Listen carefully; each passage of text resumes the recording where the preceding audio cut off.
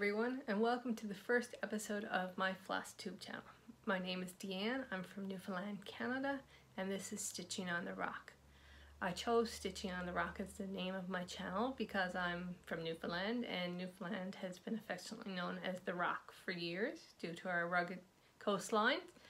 I want to tell you a little bit about myself in this video and just talk a little bit about my stitching history. It's going to be a very short introduction video.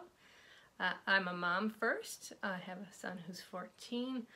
He has ASD and ADHD, so I spend a lot of time working with him. He's a brilliant little boy.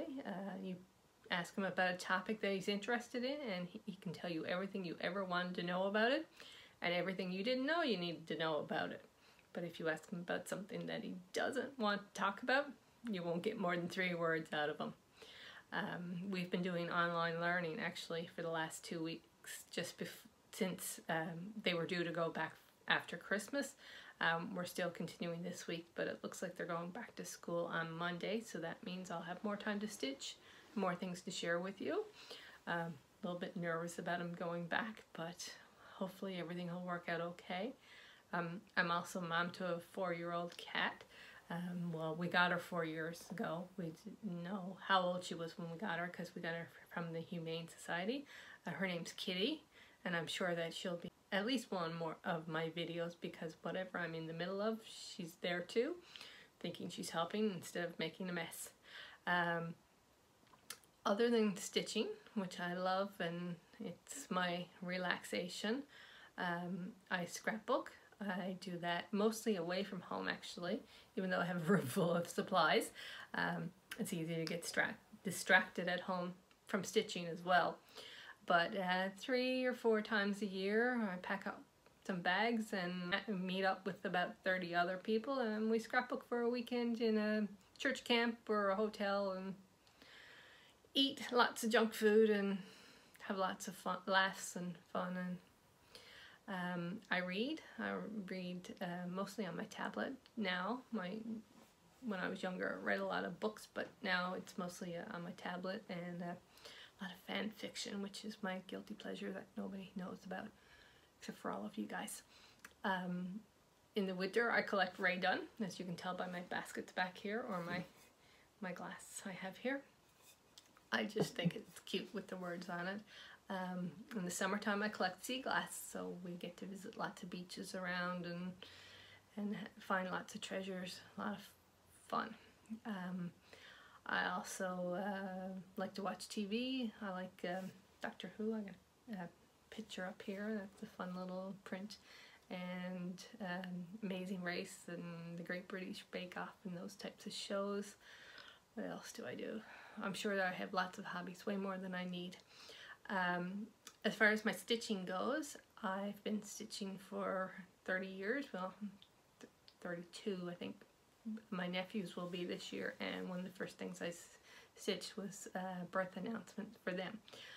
My mom's friend's daughter, who was my age at the time, taught me how to stitch, and I thought I had my very first little stitching piece that I did. It was only like this big. It was a little cat and dog, nose to nose with a heart between them, but I couldn't find it, unfortunately. If I do come across it, I'll show it in a later video. But I did find another one of my very first pieces, and it was this one. It's a Cherished Teddy cross stitch. I used to collect Cherished Teddies when I was younger, and I actually had this piece in the little figurine, and it came from a book, Cherished Teddies Cross Stitches for Holidays, Volume 2, I think it was.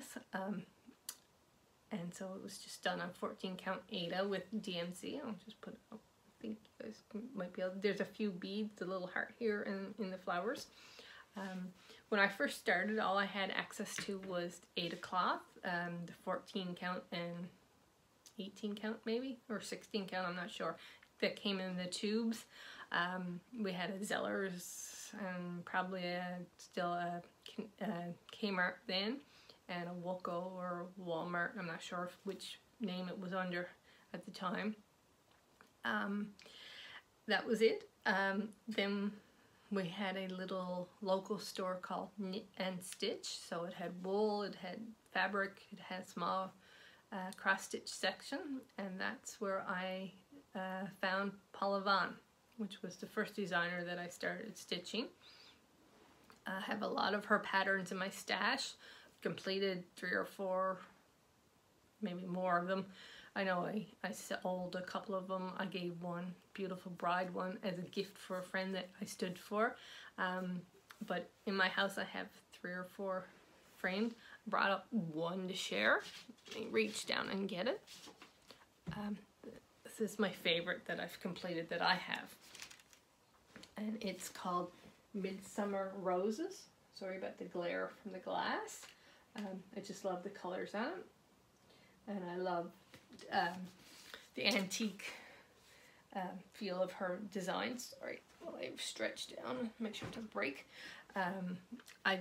My dad did a lot of genealogy. I helped a lot with it, and I love old stories. I have lots of old furniture from my grandparents, and I love the quilts and the hats and the dresses and that type of thing. I did not enjoy the fractional stitches on Ada cloth. They were a pain. And I haven't stitched one of her designs since I moved to even weave. But maybe one of these days I will. Like I said, I have lots of her patterns in my stash, so we'll see.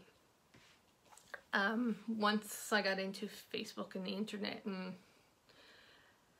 online groups and all that stuff, and discovered even weave and linen and all that kind of fun stuff that I knew nothing about living here in Newfoundland, I discovered mirabilia and lavender and lace and those types of designs, and I have several of them in my stash. I have a couple of mirabilias in my works in progress. They're probably considered UFOs now. I don't know what the time limit is for going from one to the other, but I haven't stitched on them in a while. I don't really enjoy the beading that much, and as you know, if you know mirabilia, there is tons of beading in them. It takes me a long time to get through it, and these little peepers here are not what they used to be. They never were very good. I've worn glasses since I was in grade 4, and the paper patterns and that now, I find it difficult to follow, but who knows. But anyway, I did bring the one and only mirabilia I have finished here for you to see. It is Touching the Autumn Sky, which I believe is out of print now, and it's done on this really fun peachy corally hand-dyed fabric, and I thought that it made it look like she was swinging at sunset, which I love the idea of. Hopefully one of these days, before I go blind, not that I'm going blind, but my eyesight makes me feel like it, I'll get the other 2 or 3 that I have partially done finished. You'll see those on my video where I bring out my works in progress and my unfinished pieces. But in the last 4 or 5 years, I have discovered Heaven and Earth Designs. I love the no back stitching, no beading, no partial stitches. The full coverage is daunting. I've never finished one. I have one, I would say 2/3 completed. It's a quick stitch. It's only 4 pages. So hopefully that will be finished this year, and then once again I'll show that to you in a later video. 2002 I moved to Nova Scotia, and I got a chance to go to an LNS over there, something I didn't have in Newfoundland, and that was a lot of fun. Seeing all the completed projects on the walls, being able to touch the fabric and the threads before I bought them, something I had never been able to do except for the Ada and the GMC. It was in Middleton, Nova Scotia. It was a couple of hours away from us. Got there, well, we lived there for about 4 years, and I got there 5 or 6 times. It's only on a weekend that we got to visit, and I can't remember the name of it. I should have looked it up before I started my video, but I will, and I'll put it down in the description. If they have a website now, I'll link it there. I also got in Nova Scotia to have some stitching buddies. Hi Jackie and Marion, if you happen to be watching. That was a lot of fun. They were my main two, but we did have a chance to get together with 6. Actually, we went over for a trip before we moved there, and one of the girls, Jackie, had arranged a whole bunch of people to come to her house so I could meet some stitchers, and that was great.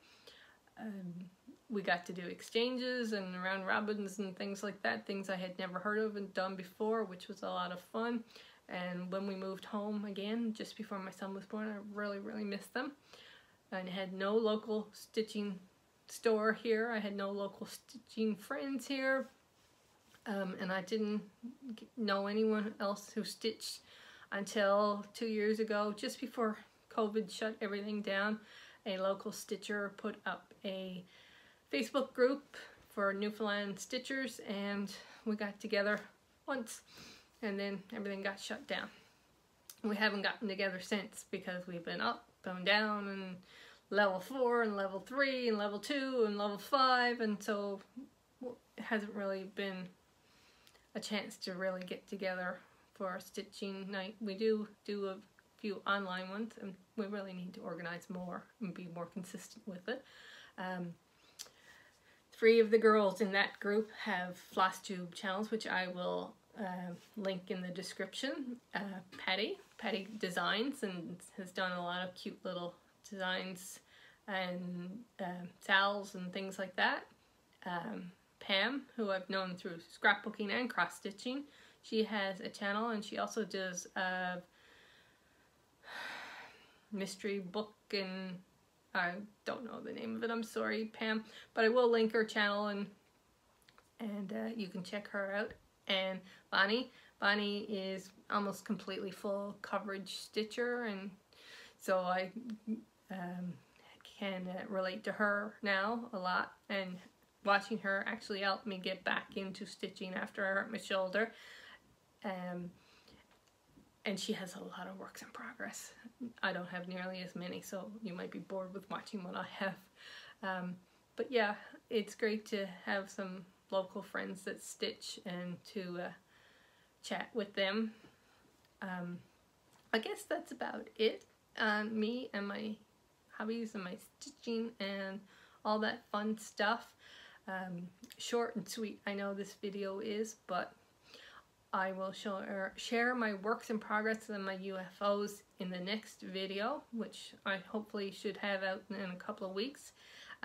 If you like this video, hit the like so I know that I'm not talking to myself, which I am right now, which is kind of silly.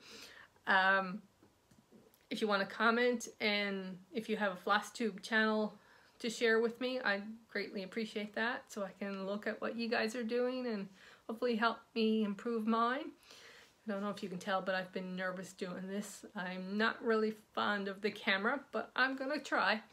Anyway, thanks so much for watching. We'll see you next time. Bye.